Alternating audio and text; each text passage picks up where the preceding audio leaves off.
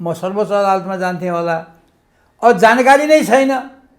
Telephone गरेका छन् रे यहाँ केन्द्रीय कार्यालयबाट जिल्लालाई कि गोविन्दराज जोशीको सदस्यता नवीकरण नगर्नु। जिल्लाले पनि केही भन्दैन। फेरि जिल्लाले पनि केही भन्दैन। किन यस्तो अप्ठ्यारो बनाएको तपाईँलाई? होइन, त्यही त। अब यो जाली झेलीहरूको पार्टी भएको हुनाले नेपाली काङ्ग्रेसप्रति विश्वास गरेर बस्ने कुरा त भएन। आफ्नो मताधिकारबाट रोक्ने प्रणाली पनि प्रजातान्त्रिक हुन्छ। यो अहिलेको प्रणाली, नेपालको प्रणाली नाम गणतन्त्र भए पनि यदि यो गठबन्धनको प्रणाली हामीले कायम गऱ्यौँ भने विश्वकै अप्रजातान्त्रिक प्रणाली यो नेपालको हुन्छ, जसले जनताको मताधिकारको अधिकारलाई खोसेको हुन्छ। मलाई रुखमा भोट हाल्न मन लाग्यो, पाइँदैन।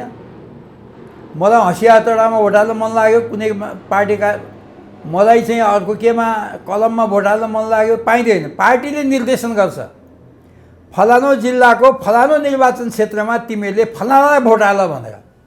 आज हाम्रो सिस्टमले हाम्रो अधिकार खोसेको छ भने त्यसको विरुद्ध शेखर कोइरालालाई, शशाङ्क कोइरालालाई चुनाव लड्नै पर्छ। नेपाली काङ्ग्रेस जब समाप्त हुँदैछ, म तपाईँलाई भन्छु यो चुनावपछि नेपाली काङ्ग्रेस भनेर फेरि तपाईँले सोचिरहनु पर्दैन, समाप्त हुन्छ। भन्नाले काङ्ग्रेस भन्ने सङ्गठन नै रहँदैन। म गोविन्दराज जोशी यो देशको गृहमन्त्री भएको मान्छे होइन, 8 वर्ष मन्त्री भएँ, म 17 वर्ष सांसद भएँ। मेरो छोरा मरणासन्न गरी पिटिँदाखेरि पुलिस प्रशासन त्यहाँ सुरक्षा गर्न त गएन, अहिलेसम्म जारी दरखास्त नि लिएन। सुरक्षाको अवस्था यस्तो छ। मेरो त त्यो हाल हुन्छ भने यहाँ जनताको के होला? बोल्न सकेका छैनन् भनेर हुन्छ? मैले चुनाव लड्ने कुरा निष्कर्षमा पुगेको कुरा रामचन्द्र पौडेलले बुझ्यो भने ऊ चुनावै लड्दैन। नम्बर 1। कथम कदाचित लडिहाल्यो भने पनि मसँग पराजित हुन्छ र मैले त सक्दा त उसको जमानत जफत गर्नुपर्ने हो, नसके पनि 2/3 मात्रै मैले जित्नुपर्छ। भने रामचन्द्र पौडेल लड्दै नलडे हुन्छ गोविन्दराज जोशीसँग? अहिले एकजना मान्छे भोलि भोट पार्टीको उम्मेदवार भयो भने अलिकति मान्छेले भोट हाल्ला, गठबन्धनको भोट हाल्ला। एकजना मान्छे तपाईँले नाम दिनु होला मलाई टेलिफोन गरेर, फलानाले चाहिँ रामचन्द्रलाई मान्छ भनेर, कोही छैन। दर्शकवृन्द नमस्कार, चुरो कुरोमा तपाईँलाई हार्दिक स्वागत छ। हामी आजको यो चुरो कुरोको विशेष अङ्कमा विशेष कुराकानीका साथ उपस्थित भएका छौँ। देशमा राजनीतिक अवस्था हेर्ने हो भने अन्तर्राष्ट्रिय राजनीति र अन्तर्राष्ट्रिय जियोपोलिटिक्स, नेपालको जियोपोलिटिक्स सबैले जोडेर हेर्ने हो भने नेपाल अत्यन्तै जटिल अवस्थामा छ। हामीले बारम्बार भन्दै आइरहेका छौँ। पश्चिमा मुलुक र चीनको बिचको कन्फ्लिक्ट, द्वन्द्वले यति बेला तेस्रो विश्वयुद्ध हुन्छ कि भनेर मान्छेहरू डराइरहेका छन्। जुन ताइवान प्रकरणमा अमेरिका र चीनको टसल देखिएको छ, यसबाट विश्व नै त्राइमाम छ। नेपालको घरेलु राजनीतिको कुरा गर्ने हो भने नेपाल पनि एउटा कित्तामा उभिएको कारण, असंलग्नतालाई नाघेका कारण नेपाल आफै द्वन्द्वको भुमरीमा फस्ने चेतावनी धेरैले दिइरहेका छन् र यहाँको घरेलु राजनीतिमा पनि त्यस्तै किसिमका उतार चढावहरू देखिएका छन्। यही उतार चढावका बीच मङ्सिरको 4 गते सरकारले सङ्घ र प्रदेशको निर्वाचन घोषणा गरेको छ। यो निर्वाचनलाई चाहिँ प्रतिष्ठाको लडाइँका रूपमा गठबन्धन भर्सेस केपी ओलीको समूहले लिएको छ। गठबन्धन आफूले बहुमत प्राप्त गरेर एमालेलाई भित्तामै पुर्याउने तयारीमा लागेको मनसाय बुझिन्छ भने एमालेका अध्यक्ष केपी शर्मा ओलीले पनि त्यस्तै किसिमको मनसाय बोकेर बहुमत ल्याउने शङ्खघोष गरिरहेका छन्। यही माझ अत्यन्तै चर्चामा रहेको तनहुँ जिल्लामा पनि निर्वाचनले छोएको छ। तनहुँ जिल्ला यसकारण पनि चर्चामा छ कि जहाँ नेपाली काङ्ग्रेसमा निकै प्रभाव राख्ने पूर्व मन्त्री गोविन्दराज जोशी यति बेला काङ्ग्रेसमा हुनुहुन्न। उहाँ काङ्ग्रेसभन्दा बाहिरबाट, स्वतन्त्रबाट प्रतिनिधि सभाको उम्मेदवार घोषणा गरिसक्नु भएको छ र उहाँको कारण, उहाँको अपोजिटमा नेपाली काङ्ग्रेसका रामचन्द्र पौडेल उभिने हल्ला बाहिर आएको छ। उहाँले घोषणा त गर्नुभएको छैन। गोविन्दराज जोशी भर्सेस रामचन्द्र पौडेलका कारण पनि तनहुँ जिल्ला चर्चामा छ। गोविन्दराज जोशीले केही दिन अगाडि मात्रै तनहुँबाट स्वतन्त्र काङ्ग्रेसका नाममा उम्मेदवारी घोषणा गर्नुभएको छ। उहाँले यो के भन्न खोज्नुभएको हो र भावी दिनमा काङ्ग्रेसको अवस्था के देख्नुहुन्छ? काङ्ग्रेसले ठिक गरेको छ, गलत गरेको छ र काङ्ग्रेसले गलत र ठिक गर्दा देशको अवस्था चाहिँ कहाँ पुग्छ? यी र यस्तै विषयमा केन्द्रित भएर हामी नेपाली काङ्ग्रेसका प्रभावशाली नेताको परिचय बनाउनुभएका तर आज त्यो सानेपा काङ्ग्रेसमा नरहनुभएका पूर्व मन्त्री गोविन्दराज जोशीसँग चुरो कुरोमा संवाद गर्दैछु। सबभन्दा पहिले म उहाँलाई चुरो कुरोमा स्वागत गर्छु। यहाँलाई चुरो कुरोमा हार्दिक स्वागत छ। धन्यवाद। धन्यवाद। तपाईँले उम्मेदवारी घोषणा गर्नुभयो तनहुँबाट प्रतिनिधि सभाका लागि। मङ्सिर 4 गतेको चुनावका लागि उम्मेदवारी घोषणा गर्नुभयो। तपाईँले यसअघि पनि भन्दै आउनुहुन्थ्यो आफ्नो टिकट आफै ल्याउँ अभियानमा छु म भनेर। त्यो पनि पुरा गरेको देखियो। स्वतन्त्र काङ्ग्रेसबाट तनहुँ क्षेत्र नम्बर 1 बाट उम्मेदवारी घोषणा गर्नुभयो। यो स्वतन्त्र काङ्ग्रेस भनेर तपाईँले के इङ्गित गर्न खोज्नुभयो? यो उम्मेदवारी घोषणा गर्न अलि हतारो गर्नुभएको हो कि ठिक समयमा गर्नुभयो कि वास्तविकता चाहिँ के गर्न खोज्नु भएको हो? मैले यहाँबाट सुरु गरेँ। अनि एउटा त के भनेदेखि उम्मेदवारी घोषणा गरेको चुनाव लड्नको लागि, त्यसमा केही दुविधा हुने कुरै भएन। अब मेरो चाहिँ के धारणा हो भनेदेखि नेपाली काङ्ग्रेस एउटा संस्कृति हो, एउटा कल्चर हो क्या, यो एउटा संस्कार हो क्या। विश्वविद्यालय हो पनि भन्छन् कति, होइन? संस्कार हो। अब यो एउटा पद्धति हो र यो चाहिँ नेपाली काङ्ग्रेस हुनको लागि सदस्यता रसिदले हुने र नहुने भन्ने कुरा चाहिँ हुँदैन, होइन? आज कति लाख मान्छेहरूले चाहिँ तपाईँको नेपाली काङ्ग्रेसलाई भोट हाले, सबै त सदस्य चाहिँ नहोला नि त, होइन? अब यहाँ अहिले काङ्ग्रेसमा के भयो भनेदेखि अब म चाहिँ तपाईँको कठिनभन्दा 17 साल पछाडिका कठिनभन्दा कठिनका दिनहरूमा नेपाली काङ्ग्रेस पार्टीलाई सहयोग गर्दै आएको र अहिले यो शेरबहादुर र रामचन्द्र पौडेलको काङ्ग्रेसले अब यो काङ्ग्रेसमा हुँदै नहुने कामहरू गर्यो मेरा विरुद्धमा। हुँदै नहुने भने मतलब मैले सुने मलाई पार्टीबाट निष्कासन गर्यो भनेर, तर मलाई अहिलेसम्म थाहा छैन, मलाई कुनै जानकारी पनि छैन, पत्र पनि आएको छैन, पत्र पनि छैन।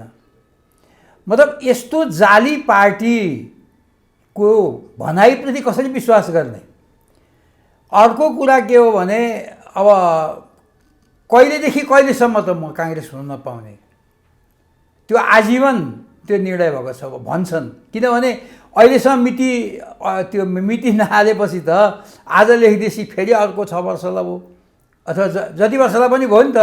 किनभने मलाई अहिलेसम्म मिति नदिए, अब चिठी दियो भने अब लागू हुने भयो भन नि। यो नेपाली काङ्ग्रेस अहिले एउटा चाहिँ नेतृत्व चाहिँ जाली झेलीहरूको नेतृत्व भयो क्या। मेरो हकमा है मैले कुरा गर्दाखेरि मैले एउटा त मेरो अधिकार हो, बहुदलीय व्यवस्थामा पार्टी कुनै पनि पार्टीमा कोही पनि मान्छेले म सदस्य बन्छु भन्छ भने दिन्न भन्न पाइँदैन। तर अनुशासन पनि मान्नुपर्छ होला। अप्रजातान्त्रिक, तर जिम्मेवारी नदिने कुरा अर्को कुरा हो। सदस्य बन्न पाइँदैन त्यो कुरो होइन, यो त राइट हो नि त। मल्टी पार्टी सिस्टम भने के त? मलाई कुनै पनि पार्टीमा कोही पनि मान्छे सदस्य बन्छु भन्छ भने त्यो अपर्च्युनिटी खुला गर्नुपर्छ। तर अब पार्टीले जिम्मेवारी दिने कुरा त्यो पार्टीको कुरा हो, जिम्मेवारी चाहिँ राइटको कुरा होइन। तर सदस्य बन्ने कुरा राइटको कुरा हो। मलाई त अब यो गणतन्त्र आयो भन्छन्, होइन? गणतन्त्रको संविधान अन्तर्गतको पार्टी नेपाली काङ्ग्रेस न सूचना दिन्छ न पुनरावेदन दिनलाई त्यस उप उजुर पनि लाग्छ होला नि त कहीँ। म सर्वोच्च अदालतमा जान्थेँ होला, अब जानकारी नै छैन। टेलिफोन गरेछन् रे त्यहाँ केन्द्रीय कार्यालयबाट जिल्लालाई कि गोविन्दराज जोशीको सदस्यता नवीकरण नगर्नु। जिल्लाले पनि केही भन्दैन, फेरि जिल्लाले पनि केही भन्दैन। किन यस्तो अप्ठ्यारो बनाएको तपाईँलाई? होइन, त्यही त। अब यो जाली झेलीहरूको पार्टी भएको हुनाले नेपाली काङ्ग्रेसप्रति विश्वास गरेर बस्ने कुरा त भएन। तर एउटा कुरा नि सुन, त्यसै कारणले गर्दा मैले चाहिँ के भन्दाखेरि म अब उमेरले पनि मेरो एउटा प्रतिबद्धताको कारणले पनि म अहिले अरू पार्टीमा जाने सम्भावना रहेन र म एउटा स्वतन्त्र नागरिकको हैसियतले मैले तनहुँ जिल्लाका दुईवटा कुरा मैले गर्न खोजेको। एउटा, तनहुँ जिल्लाका तमाम नेपाली काङ्ग्रेसका कार्यकर्ताहरू लामो समयदेखि मसित रहे, उनीहरूलाई मैले त्यसै छोड्न त मिलेन होइन। त्यस कारणले गर्दा उनीहरूलाई भरोसा दिनको लागि पनि म यसपटक उम्मेदवार यो अन्तिम पटक हो हुन त। अब म अर्को पटकबाट सायद मलाई शारीरिक अवस्थाले पनि नदेला। दोस्रो चाहिँ के हो भनेदेखि मैले के पनि भने मैले भनिराखेको छु, देशभरका नेपाली काङ्ग्रेसका कार्यकर्ताहरू हामी यदि बिपी कोइरालाका हामी सच्चा कार्यकर्ता हो भने ठिक कि त शेरबहादुर र रामचन्द्र पौडेलले गरे ठिक हो भन्नु पर्यो। ठिक हो भने मलाई केही आपत्ति छैन। ठिक होइन भने त बिपीले भन्नुभएको छ ठिक होइन भनी मान्ने या दास हुन् या चरम अवसरवादी हुन् भनेर भन्नुभएको छ। आफूलाई उहाँहरूले दास या चरम अवसरवादी के हो त्यो भन्नु पर्यो। यो शेरबहादुर र रामचन्द्र के गरिदिनु पर्यो त तिनीहरूले? जस्तो नि तपाईँ होइन, उनी यसो अहिले सबैको, चाहे शेरबहादुरको त स्वाभाविक हो, रामचन्द्र पौडेलको त स्वाभाविक हो सत्ता उनीहरूको लागि, तर सबै मान्छेहरू जो पाउँदैनन्, टिकट पनि पाउनेवाला छैनन्। अब अहिले झन् कस्तो निर्णय भएको छ, अब गठबन्धन 5 दलीय गठबन्धन छ। मान्छेलाई आफ्नो मताधिकारबाट रोक्ने प्रणाली पनि प्रजातान्त्रिक हुन्छ। यो अहिलेको प्रणाली, नेपालको प्रणाली नाम गणतन्त्र भए पनि यदि यो गठबन्धनको प्रणाली हामीले कायम गऱ्यौँ भने विश्वकै अप्रजातान्त्रिक प्रणाली यो नेपालको हुन्छ, जसले जनताको मताधिकारको अधिकारलाई खोसेको हुन्छ। मलाई रुखमा भोट हाल्न मन लाग्यो, पाइँदैन। मलाई हँसिया हतौडामा भोट हाल्न मन लाग्यो, कुनै पार्टीका, मलाई चाहिँ अर्को केमा कलममा भोट हाल्न मन लाग्यो, पाइँदैन। पार्टीले निर्देशन गर्छ, फलानो जिल्लाको फलानो निर्वाचन क्षेत्रमा तिमीहरूले फलानालाई भोट हाल भनेर। यो फरक छ। काङ्ग्रेस पार्टीका मान्छेले काङ्ग्रेस पार्टीलाई, माओवादीका कार्यकर्ताले माओवादीलाई, समाजवादीका कार्यकर्ताले समाजवादीलाई भोट हाल्ने कुरा स्वाभाविक हो, त्यो पार्टीको निर्देशन चल्छ। तर एउटा पार्टीले अर्को पार्टीलाई भोट हाल, आफ्नो पार्टीलाई भोट हालिस भने कारवाही हुन्छ भन्ने व्यवस्था त विश्वमै छैन ल। र योभन्दा अप्रजातान्त्रिक कुनै हुनै सक्दैन। र यस्तो अप्रजातान्त्रिक काम शेरबहादुरले गरेछ, रामचन्द्र पौडेलले गरेछ भने बाँकी केन्द्रीय सदस्यहरू चुप लागेर बस्छन् भने तिनीहरू अस्तित्वविहीन, मतलब यो के नै आत्मा नभएको मान्छे, मुटु नभएको मान्छेको शरीरले के गर्छ? तपाईँले यति भनिरहँदा, जस्तो नेपाली काङ्ग्रेसमा शेरबहादुर देउबाको अपोजिट पोल भनेर हामी शेखर कोइरालालाई चिन्छौँ। रामचन्द्र पौडेल त विलिन भइसके, कुनै समय शेरबहादुरको अपोजिट जस्ता थिए, आज शेरबहादुर र रामचन्द्रमा फरक छुट्याउन सकिँदैन। शेखर कोइरालाको तपाईँ र म कुराकानी गरिरहँदा 1 घन्टा अगाडि लगभग उनीहरूको समूहको छुट्टै बैठक बस्यो। उनीहरू निरन्तर रूपमा भातृ संस्थामा भाग खोजिरहेछन्, 40% को दाबी गरिरहेछन्, शेरबहादुरले सुनेको नसुनै गरिरहेछन्। आज उनीहरूले निर्णय गरे यदि 40% भाग पाइएन भने हामी चुप्प लागेर बस्दैनौँ, अप्रिय निर्णय पनि हुनसक्छ, हामी चाहिँ समानान्तर कमिटी पनि बनाउन सक्छौँ तलसम्म भने। के तपाईँले यही गरून् भन्न खोज्नुभयो दास नभएर? होइन, यो गर्नुहोस् न, म त स्पष्ट कुरा मेरो के हो भने, या त शेरबहादुर र रामचन्द्र पौडेललाई घुँडा टेकेर गएर उनीहरूले मानुन्, उसको इतर हुन् भन्नेहरू म त या दास हुन् या अवसरवादी हुन्। सत्ताकै लोभमा उनीहरू लागिरहेका छन्। 5 वर्ष सत्तामा नगए के हुन्छ? म 18 वर्ष म त सत्तामा छैन भन्दा डेमोक्रेटिक मुभमेन्टको लागि हिजो पञ्चायतको विरुद्ध पनि त हामी लड्यौँ नि त। आज हाम्रो सिस्टमले हाम्रो अधिकार खोसेको छ भने त्यसको विरुद्ध शेखर कोइरालालाई, शशाङ्क कोइरालालाई चुनाव लड्नै पर्छ।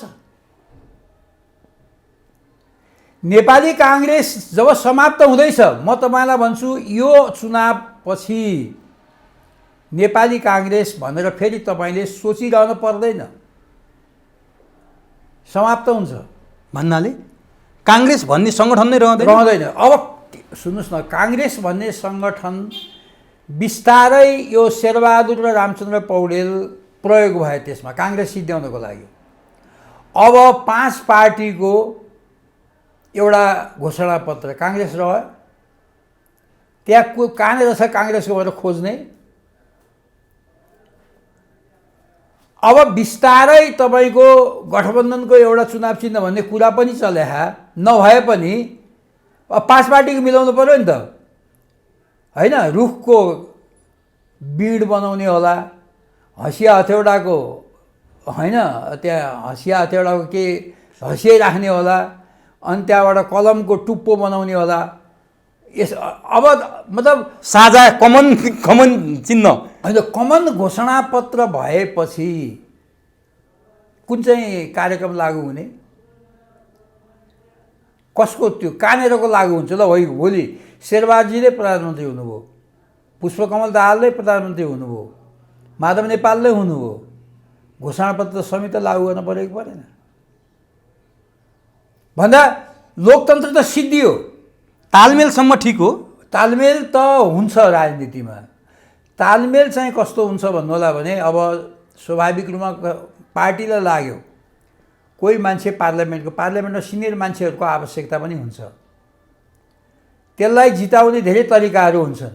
तालमेलै भएर उम्मेदवारै नदिने कुरो त राम्रो हुँदैन, कमजोर उम्मेदवार उठाइदिने, कमजोर उम्मेदवार दिने हुन्छ होइन।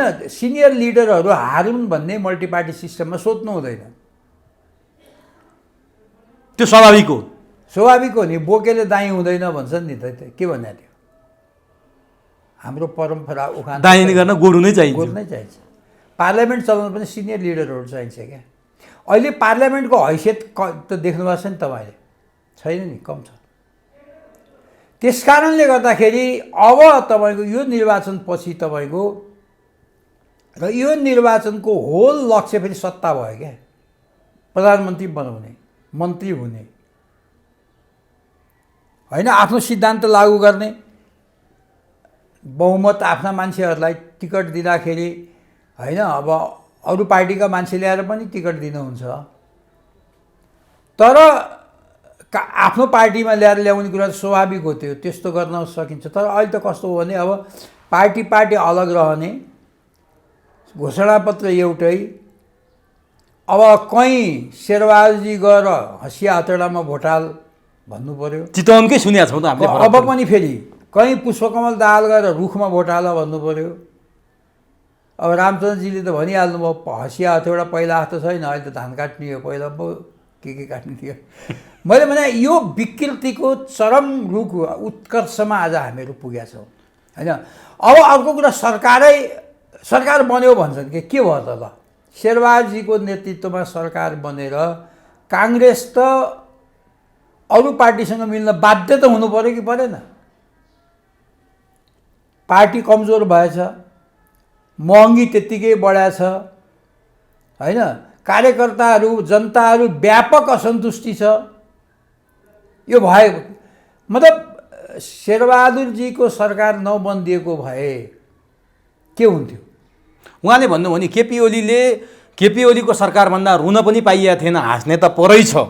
केपी ओलीको सरकारले दिएको शास्तिबाट म प्रधानमन्त्री बनेपछि जनताले केही राहत महसुस गरेका छन् भने उहाँ शेरबहादुर देउवाले नै भने। तर अब हामीले त महसुस गरेका छैन। मैले त तपाईँले केही तात्विक फरक पाउनु भएको छैन के। अब महँगी बढाएछ मान्छेमा म गोविन्दराज जोशी यो देशको गृहमन्त्री भएको मान्छे होइन, 8-9 वर्ष मन्त्री भएँ, म 17 वर्ष सांसद भएँ।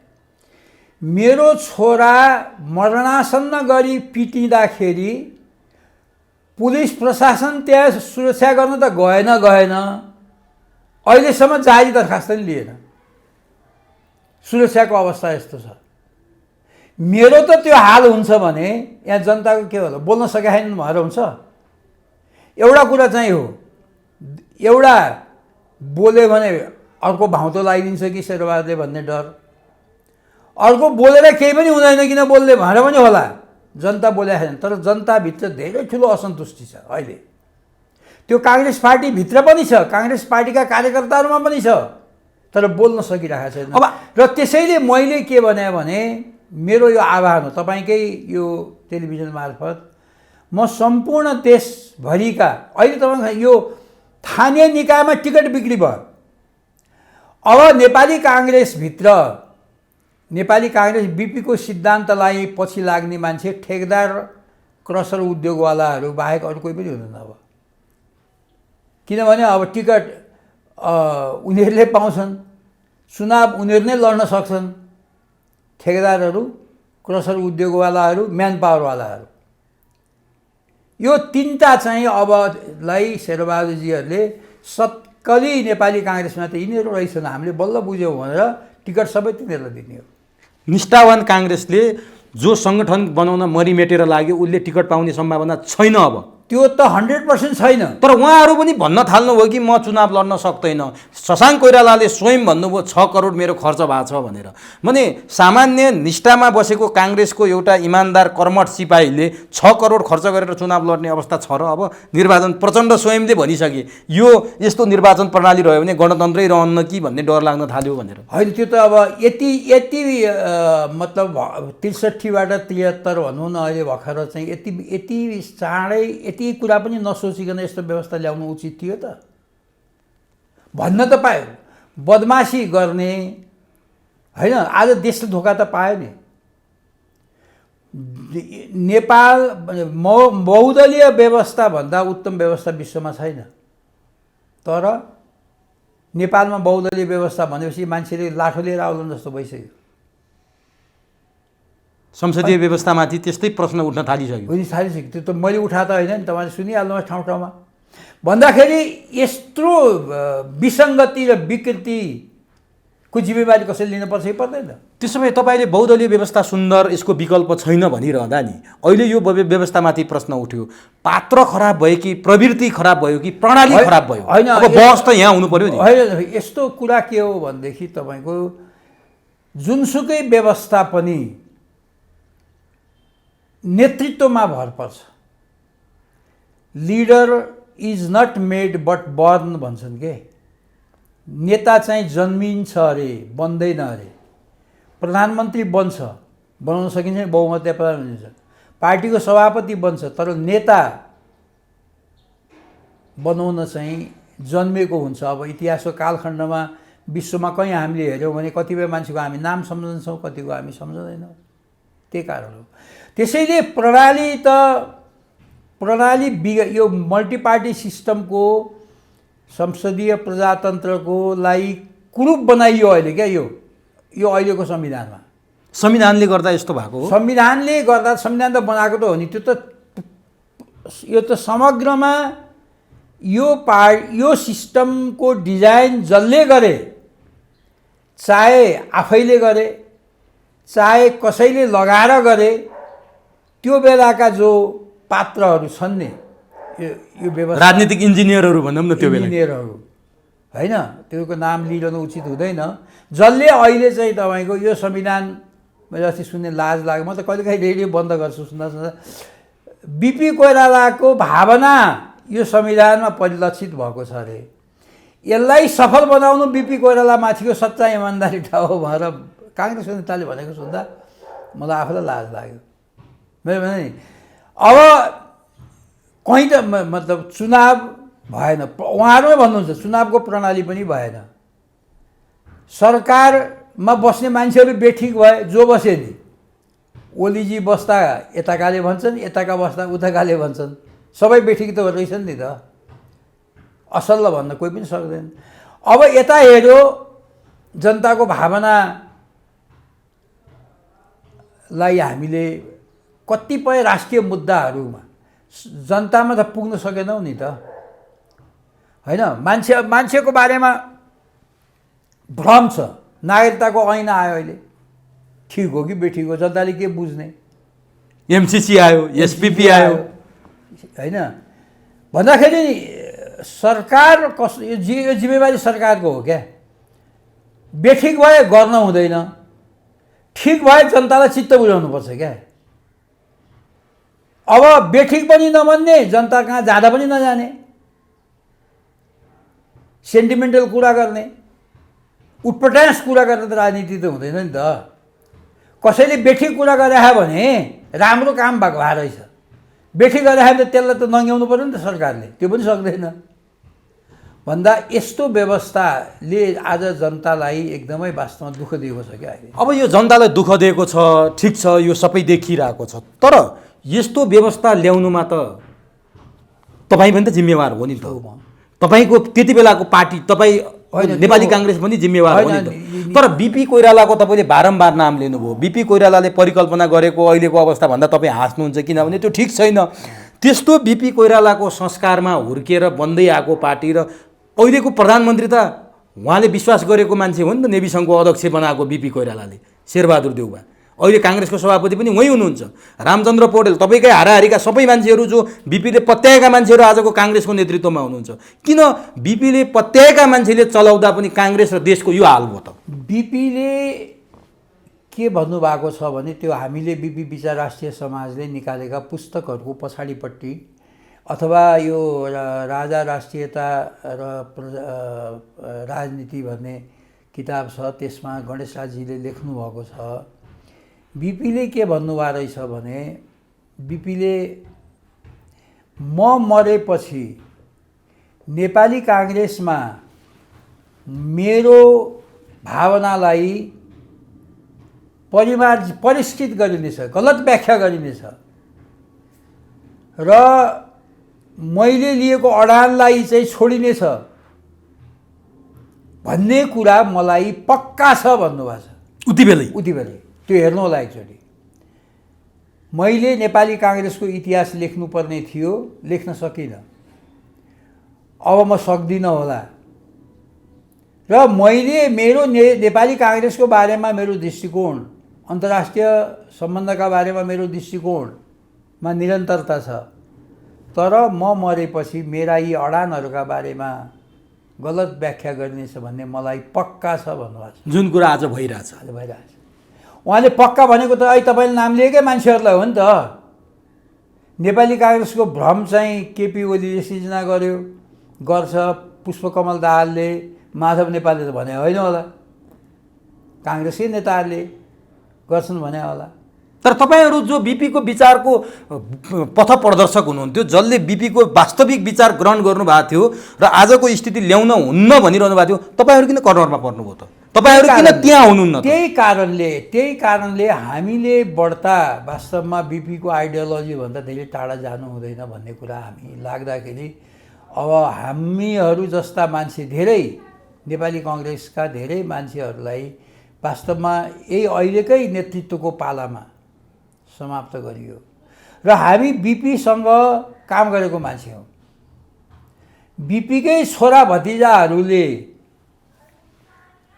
हामीलाई समाप्त पार्दा नै उहाँहरूको कल्याण हुन्छ भन्ने कुरा सोच्नु भयो र हाम्रो बारेमा बोल्नु भएन। हामी ठिक छ, हामी रहँला नरहँला, हामीलाई नेपाली काङ्ग्रेस र देशप्रति चिन्ता छ, तर सत्ताको लोभले गर्दा शेरबहादुरजी, रामचन्द्रजी जस्ता मान्छेले त त्यो बिपीको कुरा सम्झने कुरै भएन। उहाँकै भाइ भतिजाहरूले पनि त्यो बिपीको बाटोलाई छोडे र हामीसँग कुनै सम्पर्क छैन, सम्बन्ध छैन। अब अहिले टिकट नपाएको कारणले गर्दा शेरबहादुरजीले उहाँलाई 40% टिकट नदिएको कारणले गर्दा विद्रोह गर्छौँ भन्ने, अप्रिय निर्णय गर्छौँ भन्ने कुरा, एक त यो गर्न केही गर्न सक्दैन, यी दासहरू हुन्। यो उद्घोष किन गरेका छन् त? यो धम्की हो शेरबहादुरलाई तर्साउनलाई। तर्सिन्छन् शेरबहादुर? मलाई लाग्छ तर्सिँदैन। के हुन्छ त? के देख्नुहुन्छ काङ्ग्रेस? होइन, शेरबहादुरले उसले आफ्नो मन अब अलिअलि दिन्छ, दुई चार सिट दिने कुरा स्वाभाविक हो। अरू चाहिँ आफ्नै ग्रुपमा पुग्दैन, उनीहरूलाई त्यो 40 दिने भन्ने कुरै भएन। यिनीहरू रोइ कति चुनावमा जान्छन्, हार्छन्, बस्छन्।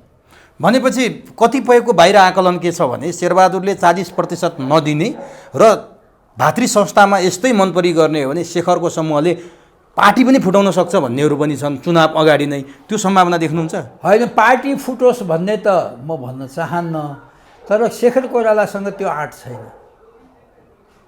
भने त्यो समूह अब रामचन्द्र जस्तै विलिन भएर जाने हो भने यो चुनाव पछाडि त्यस्तो कुनै समूह रहँदैन, शेरबहादुरको एकलौटी हुन्छ र नेपाली काङ्ग्रेस समाप्त पनि हुन्छ। त्यति बेला यो काङ्ग्रेसका नेता कार्यकर्ता जो छन् नि अहिले पनि काङ्ग्रेस भनेर लागेका तिनीहरूको अवस्था र तिनीहरूको अभिभावकत्व कसले अहिले नै तपाईँले हेर्नुभयो भने मसँग देशभरिका मान्छेहरूसँग कोही यहाँ आएर कोही टेलिफोन सम्पर्कमा हुन्छ। पार्टी सारा कार्यकर्ताहरू निराश छन्, अहिले निराश डिप्रेस छन्। त यस्तो निराश र डिप्रेस्ड भएको कार्यकर्ताले यो पार्टीलाई बचाउन सक्छ? अनि आफू आफ्नो भविष्य कसको? अब काङ्ग्रेस निराश भएका कार्यकर्ताले मेरो त मैले भविष्य देखाएको छैन भने अब कार्यकर्ताको के बिचरा के अब भविष्य होस्, रोइ बस्छ भनेपछि राजनीतिक भ्याकुम त हुने पनि एउटा डेमोक्रेटिक त्यो हुन्छ।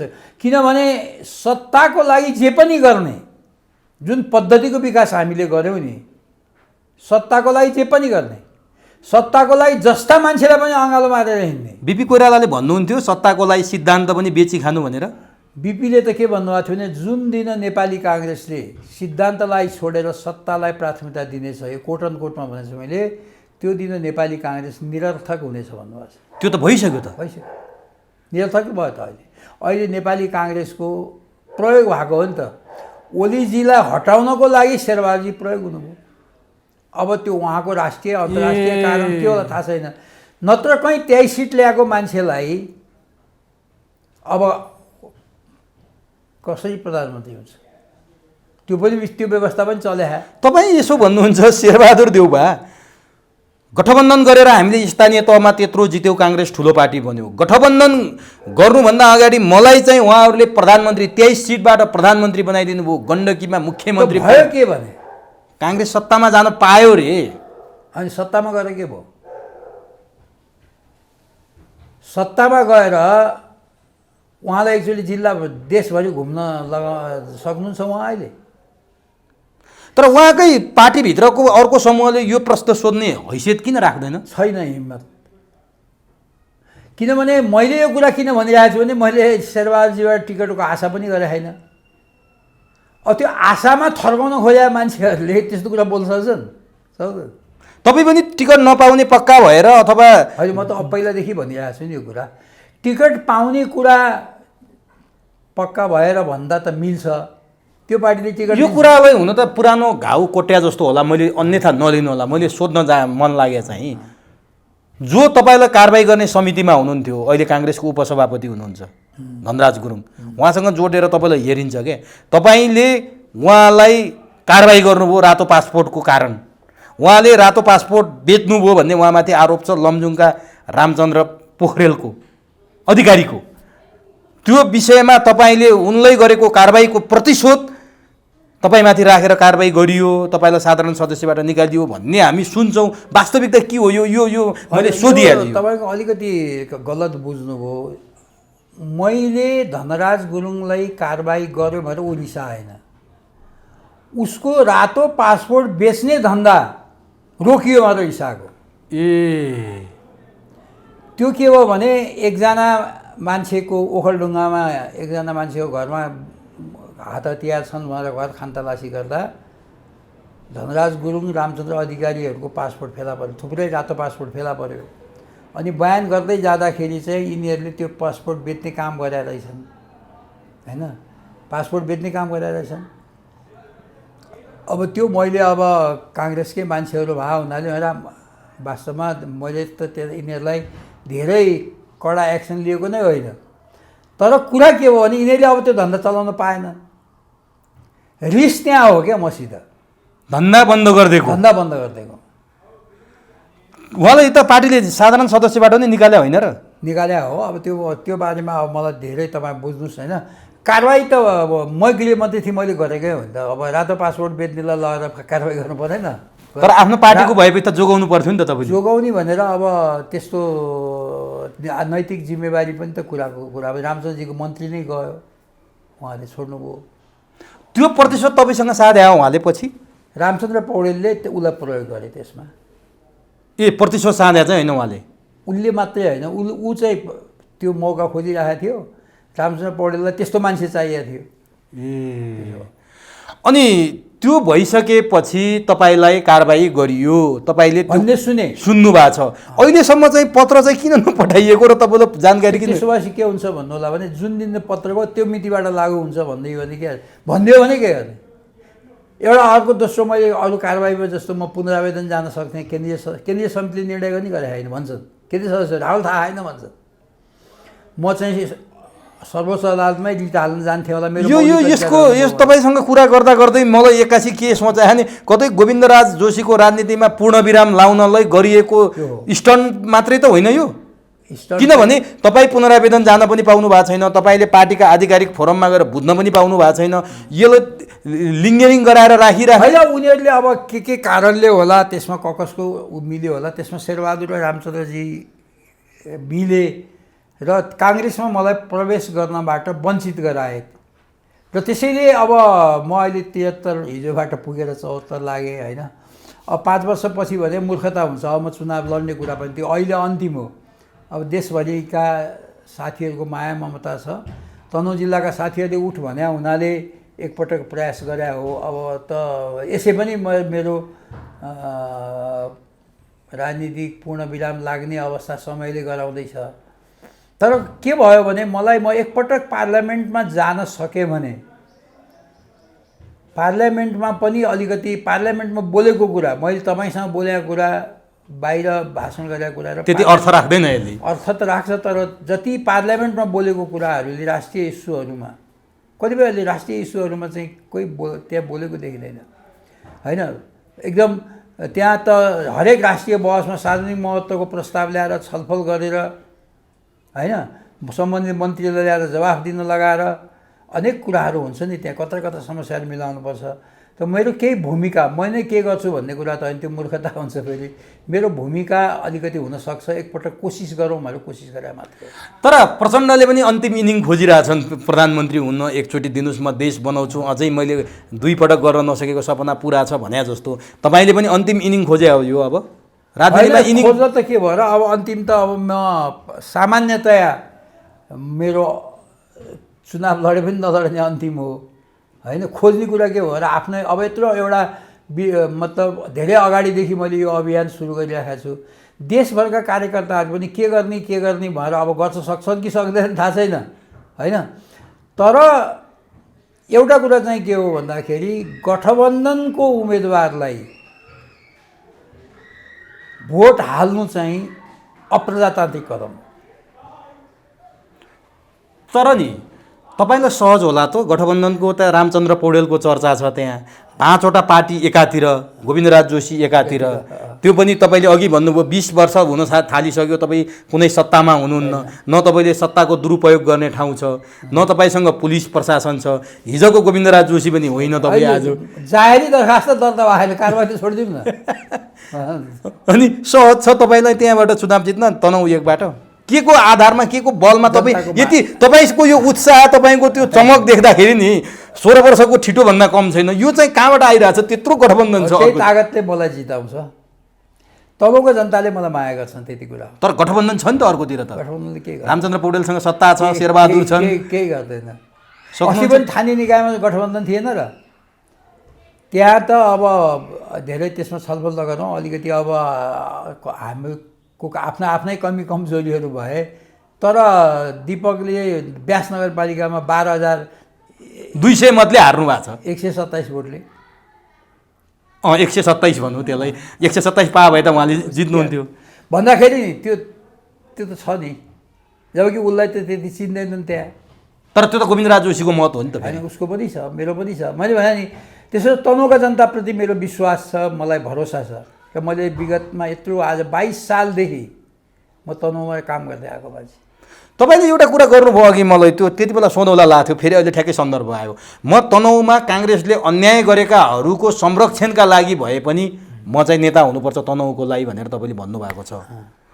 अब तपाईँले अन्तिम इनिङ भन्नुभएको छ, त्यसपछि तिनीहरू यस्तो छ मतलब कुरा, त्यसपछि तिनीहरूको संरक्षण कसले गर्छ? 10,000 मान्छेहरूले क्रियाशील सदस्य पाएका छैनन्, निराश हुन्छन्। अरू के मतलब पार्टीमा कुनै बाटो म सांसद हुन सकेँ भने तिनीहरूलाई अलिकति राहत मिल्छ। त्यसपछि मैले अर्को विकल्प बनाएर छोड्छु नि, फेरि म त्यसै छोड्दिनँ होइन।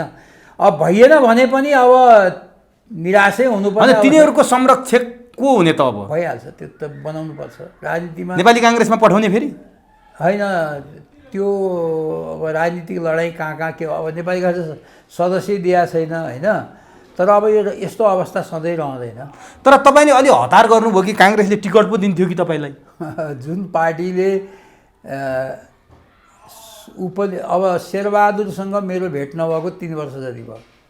रामचन्द्रसँग नभएको कति भयो? रामचन्द्रसँग त अस्ति आर्यघाटमा भेट भएको थियो, एउटा साथी मरेर बोलचाल भयो? भएन। मेरो आडमा बसेको थियो अनि उठेर गयो, त्यहाँ बस्नै सकेन, तापले पनि पोलेछ। बोलचाल नभएको कति भयो रामचन्द्र पौडेलसँग? बोलचाल नभएको त धेरै भयो, 8-10 वर्ष भयो होला। दुईजनाको बिचमा इन्टरेक्सन कुराकानी नै भएको छैन? कामै पर्दैन, के कुरा गर्ने।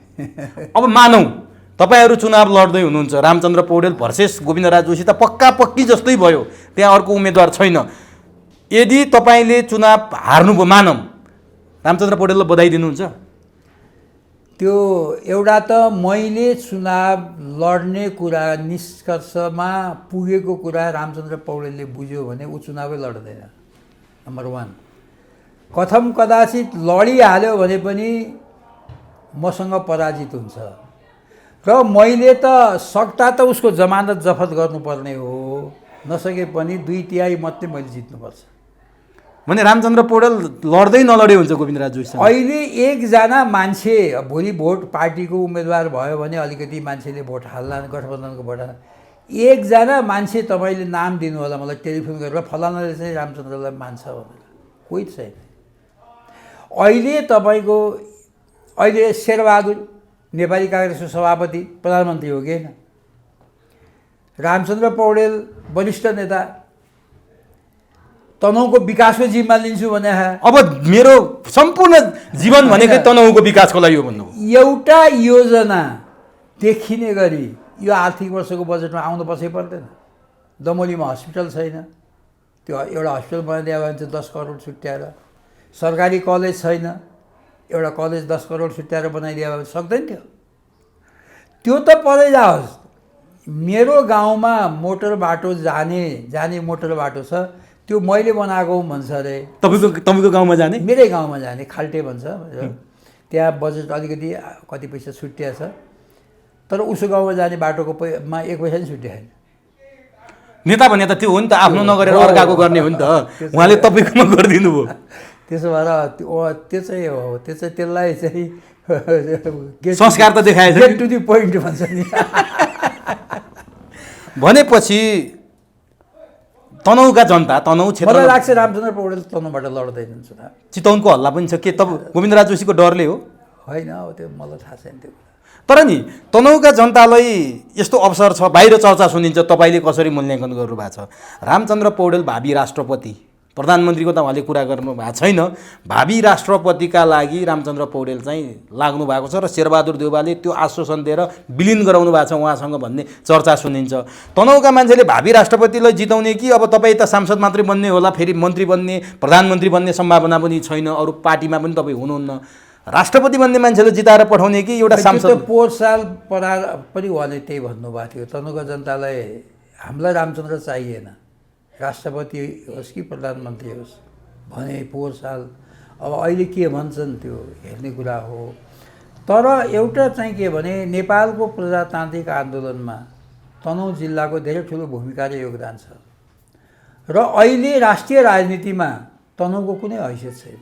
मैले भने एउटा हस्पिटल बनाउन सक्दैनौँ हामी जिल्लामा, त्यो त मेरो लागि त होइन नि त। एउटा 500 बेडको हस्पिटल दमौलीमा बनाइदिया भए के हुँदैन? तर अब त सम्पूर्ण जीवन लाउँछु भन्नुभएको छ त उहाँले। होइन, अब बाँकी रहेको जीवन 80 वर्ष हुनुभयो, अब बाँकी जीवन लाग्ने कुरा त राम्रै हो, तर अब लाग्ने कता भन्ने कुरा तपाईँलाई विश्वास छैन? है, त्यो उहाँको क्षमतै छैन। तर यसपालि त किसान श्रेष्ठ पनि उहाँसँगै हुनुहुन्छ, उहाँलाई पराजित होइन होला, अब त्यो को हुन्छन् त्यो अर्को कुरा हो। तर उहाँको के छ भने जनतालाई झुके पनि ठग भन्छु कि उहाँलाई नि, जनतालाई ठग्ने क्या, त्यो अब तनहुँको जनताले बुझिसके। अब एउटा तपाईँको राष्ट्रिय राजनीति, हाम्रो तनहुँको लागि त वास्तवमा अहिले प्रजातन्त्र भनेकै रामचन्द्र पौडेलबाट मुक्ति पाउनु। तनहुँका जनताले प्रजातन्त्र पाउनु भनेको रामचन्द्रबाट मुक्त पाउनु, धेरै ठुलो अपमान भयो क्या जिल्लालाई, धेरै ठुलो मान्छे ह्युमिलिएट भए। अब एउटा तपाईँले यति भनिरहँदा नि एउटा चर्चा के छ, काङ्ग्रेस वृत्तमा पनि सुनिन्छ, त्यो अलिकति डेमोक्रेटिक मान्छेहरूको पनि सुनिन्छ, गोविन्दराज जोशी भनेको प्रजातन्त्रको लागि र काङ्ग्रेसका लागि, तपाईँले आज त्यो शब्द प्रयोग गर्नु भएन, 3 पुस्ताले रगत बगाएको परिवारको मान्छे हो, पसिना बगाएको परिवारको मान्छे हो। अहिलेको परिप्रेक्ष्यमा काङ्ग्रेसको नेतृत्वमा सभापति गोविन्दराज जोशी देख्न पाउँथे काङ्ग्रेसले, काङ्ग्रेस बिपीको पथमा पनि हुन्थ्यो। उस्तै परे प्रधानमन्त्री पनि गोविन्दराज जोशी हुने लाइनमा भए हुनाले उहाँको त्यो टुसै भाँचियो, उहाँलाई यो हालतमा पुर्याइयो। अहिले जो समकालीन नेतृत्व छ त्यसलाई त्रास नै गोविन्दराज जोशीसँग थियो र आज यस्तो बनाए भन्छन्, यो कुरामा कतिको सत्यता छ? अब त्यो त मैले अब त्यसरी विश्लेषण गरेको छैन, अरूहरूको तर जुन बेला म पार्टीको सहमहामन्त्रीसम्म भएँ त्यो बेला पार्टी सञ्चालन मैले गर्थेँ, यो सत्य कुरा हो। जुन बेला म मन्त्री भएँ, जति वर्ष जतिवटा मन्त्रालय चलाएँ, त्यो मन्त्री परिषदको निर्णय मेरो कन्सेन्टभन्दा बाहिर गएर हुन सक्दैन थियो, त्यो चाहिँ पक्का कुरा हो। तर मैले गल्ती गरेको के हो भने अब मैले त्यो नेपाली काङ्ग्रेसको हितमा, देशको हितमा, खास गरिकन गिरिजाबाबु कृष्णजीको हितमा, जो प्रधानमन्त्री, म कृष्णजी प्रधानमन्त्री हुँदा, शेरबहादुर हुँदा, गिरिजाबाबु हुँदा म मन्त्री बने र उहाँहरूको हितमा मैले गरेँ हैन। अब राजनीतिमा त्यस्तो हुन्छ अलिकति, अब तर मेरो विरुद्ध धेरै ठुलो तागत, अब शान्तिनो तागतलाई त मैले सक्थेँ होला, तर धेरै थरी तागत मिले एकैपटक। अब त्यो मैले धन्न अहिले टिकिराखेँ, 21 वर्ष भयो। उस्तै भए त बौल आएर डिप्रेसनमा जाने। 21 वर्ष अहिले यो ग्रिनिज मैले तारिख बोकेको 21 वर्ष भयो। 21 वर्षसम्म तपाईँको ठेकेर झेलेर मुद्दा छिनिँदैन। यो ग्रिनिज बुकमा लेख्न जाउँ भन्ने लागेको छ मलाई, यस्तो छैन संसारभरि। यो पनि गम्भीर षड्यन्त्रमा तपाईँ फसिरहनु भएको छ। अब तपाईँको पार्टीले, म त वास्तवमा भन्यो भने फ्रिडम फाइटर नै हो दियो। पञ्चायतको विरुद्ध त्यो बेला सशस्त्र क्रान्तिमा बिपीले आह्वान गर्यो, सशस्त्र क्रान्तिमा हतियारबद्ध आन्दोलनमा सहभागी हुने कुरा अहिले भएका धेरै मान्छेहरू छैनन्। तर अब पार्टीभित्र मान्छे लाग्यो, बाहिरबाट लाग्यो, अब म धन्न टिक्या छु, त्यति मात्रै कुरा हो। अहिले तपाईँलाई अन्तर्राष्ट्रिय रूपमा पनि षड्यन्त्र भयो तपाईँमाथि? अब त्यो भयो होला, देशी विदेशी शक्ति सबै। म किनभने नेपालमा यो राष्ट्रवादी भएर बाँच्ने कुरा चाहिँ सजिलो रहेनछ हैन। बिपी जस्तो मान्छेले टिक्नु भएन, म त मेरो त के कुरा हैन।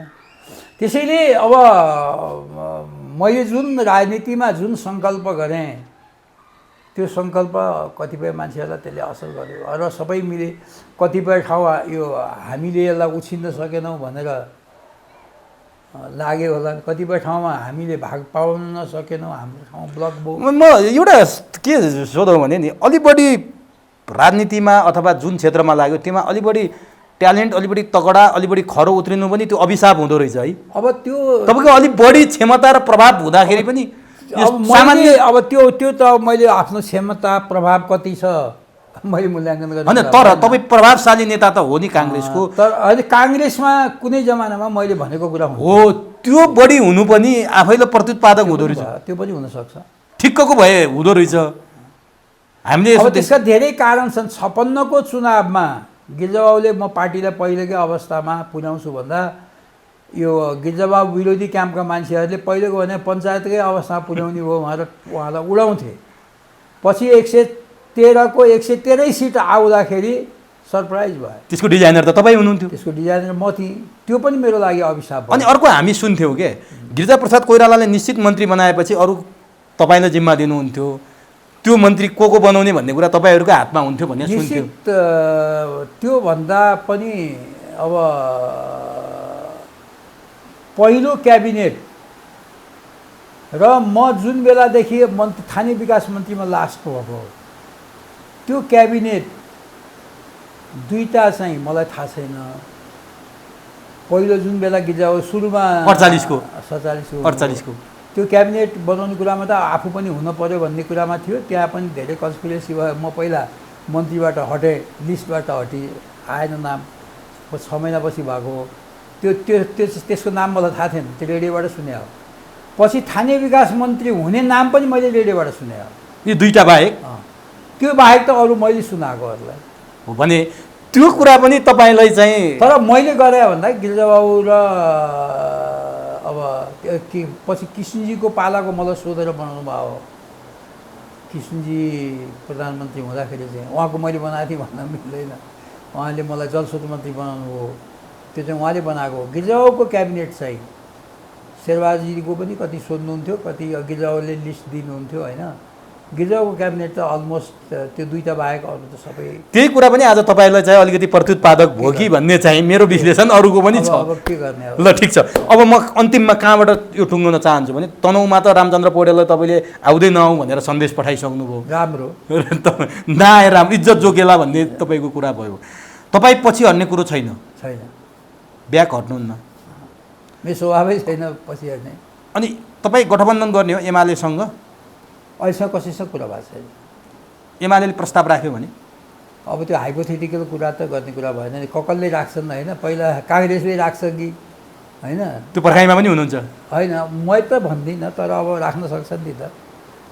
मैले त काङ्ग्रेसको नेता भनेको एउटासँग 10 वर्ष बोले होइन, अर्कोसँग 3 वर्ष भेट भए होइन।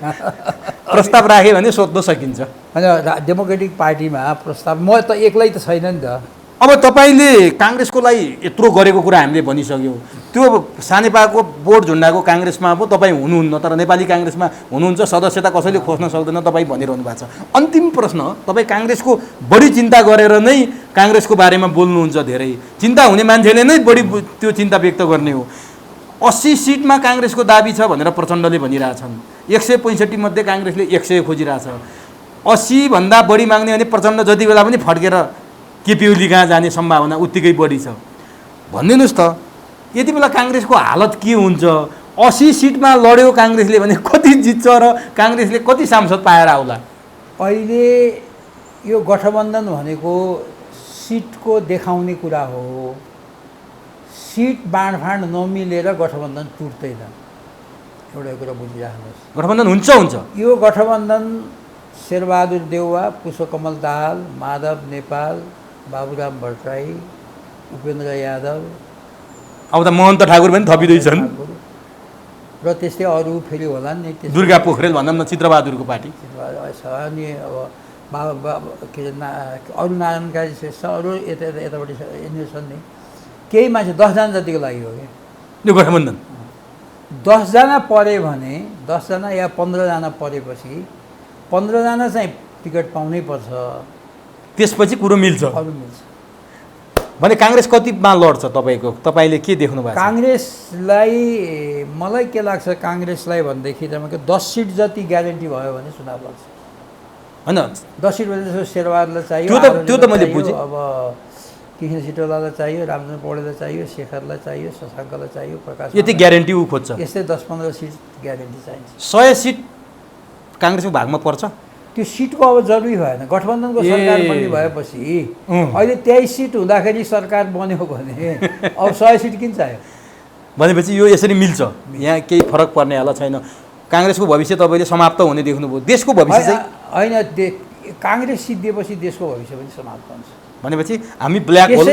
त्यसैले मेरो यो अभियानको मूलभूत उद्देश्य काङ्ग्रेसलाई फेरि बचाउने हो र यो चुनावमा देशभरिका जो काङ्ग्रेसका इमान्दार कार्यकर्ताहरू छन्, जसलाई आज अपमानित गरिएको छ, ती सबै मान्छे विद्रोहमा पार्टीभित्रै बिपीले भन्नुभयो त एकपटक फेरि पार्टीभित्र आन्दोलन गर्नुपर्ने अवस्था आउँछ। त्यो अवस्था आयो।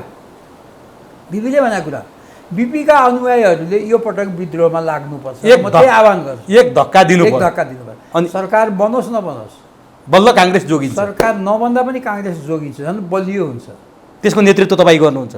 होइन, नेतृत्व भनेर अहिले धेरै नभनौँ अघि। म त्यो एउटा सहयोगीको मेरो यो आह्वान हो, सहयोगीको भूमिका खेल्छु र म जहाँ सहयोग गर्नुपर्छ र देशभरि मेरो सहयोग चाहिँ गठबन्धनभन्दा बाहिरका उम्मेदवारहरूलाई हुन्छ, जोसुकै होस्। जुन पार्टीको भए पनि। र म अरूलाई पनि त्यही भन्छु, यसपटक गठबन्धनलाई बहिष्कार गरौँ। तपाईँको स्लोगन नै त्यही हो। हस्, तपाईँलाई अग्रिम शुभकामना तनहुँ 1बाट सांसद माननीय बनेर आउनुहोस्। मेरो तर्फबाट र चुरो कुरो तर्फबाट हामी अग्रिम शुभकामना दिउँ। समय र संवादको लागि यहाँलाई हार्दिक धन्यवाद। हस्, धन्यवाद। जय नेपाल। मेरा कुराहरू पनि तपाईँले तपाईँको टेलिभिजन मार्फत सम्पूर्ण दर्शक दाजुभाइ दिदीबहिनीमा पुर्याइदिनु भएकोमा तपाईँको टेलिभिजन परिवारलाई हार्दिक धन्यवाद दिन्छु। धन्यवाद। जय नेपाल।